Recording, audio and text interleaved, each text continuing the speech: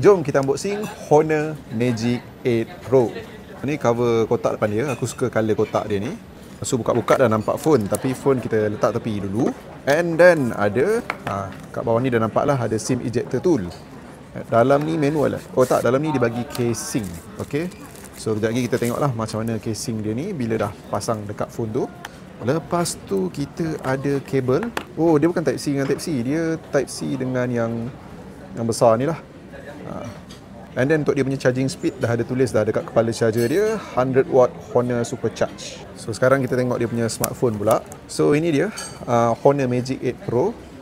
Warna yang aku dapat adalah warna Sunrise Gold. Bila aku tengok nampaklah accent gold dia, tapi nampak lebih macam warna silver ataupun ada sedikit kelabu.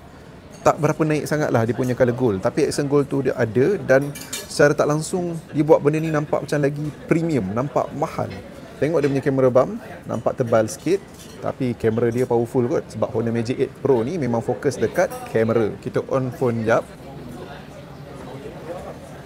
Okay, ni dia punya screen. Alright, cantik dia punya screen. Okay, kita buka brightness paling kuat lah. Tengok, agak terang sebenarnya. So dekat outdoor tak payah risau lah, sebab luar ni dah cahaya luar kan. So Honor Magic 8 Pro ni datang dengan 3 pilihan warna. Sunrise Gold yang macam aku punya, Sky Cyan dan juga Black. Next video aku akan tunjuk pula kebolehan kamera Honor Magic 8 Pro ni. So make sure korang stay tune dekat Bebe Studios. Oh, lupa pula nak test casing. So lepas pakai casing, dia nampak lagi macam silver ataupun kelabu compare to colour gold lah. Cuba korang share kat komen, korang suka tak design Honor Magic 8 Pro kali ni?